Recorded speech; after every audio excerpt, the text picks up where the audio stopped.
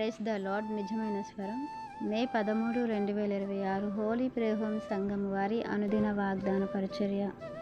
మిమ్మును చెరలో నుండి రప్పించి మిమ్మును నడిపింతును. జెఫన్యా గ్రంథము 3వ అధ్యాయము 20వ వచనము. ప్రియమైన దేవుని వారలారా, దేవుడు ఇశ్రాయేలు జనాంగమును గురించి మాట్లాడుతూ, ఆ కాలమున మీరు చూచుచుండగా నేను మిమ్మును చెరలో నుండి రప్పించి మిమ్మును సమకూర్చిన తరువాత మిమ్మును నడిపింతును.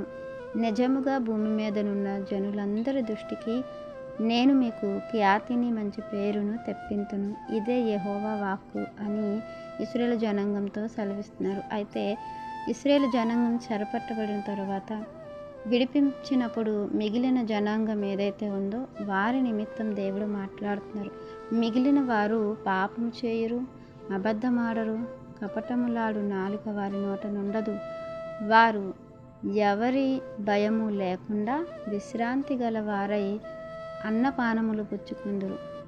ఇక వారికి దేవుడు సమృద్ధినిస్తానన్నట్లుగా మనకి ఇక్కడ తెలియపరచబడుతుంది. అలాగే వారు దేవునికి లోబడిన వారుగా ఉన్నారు గనుక, దేవుడు వారి విషయమే గొప్ప నమ్మకాన్ని కలిగి ఉన్నారు గనుక దేవుడు వారి పేరును గొప్ప చేసినట్లుగా, వారికి ఘనతనిచ్చినట్లుగా మనం ఇక్కడ చూస్తున్నాము.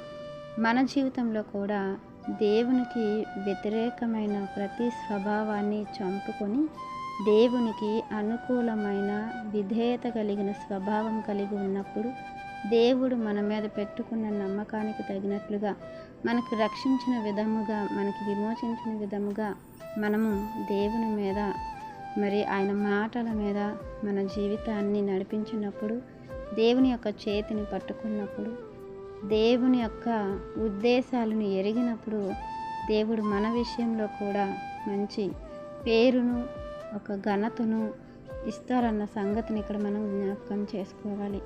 మంచి పేరు కానీ, మంచి ఖ్యాతి కానీ, ఘనత కానీ మనకు రావాలంటే మనం ఏదో చేస్తే రాదు, కానీ దేవుని యొక్క దృష్టిలో మనం ఉన్నప్పుడే మనకు ఆ ఖ్యాతి అనేది దేవుడు అనుగ్రహిస్తారు. కాబట్టి ప్రియమైన దేవుని వారలారా, దేవునికి వ్యతిరేకమైన జీవితంలో ఇంకా ఉంటే వాటిని చాలించి దేవునికి ఇష్టకరమైన జీవితాలను జీవించటానికి ఇష్టపడదాం.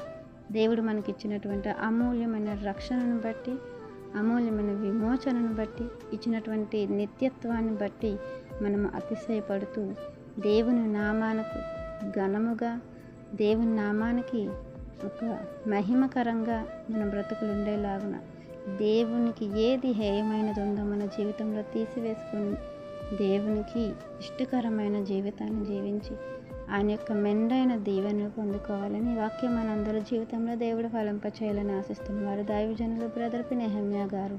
God bless you. ఆమేన్.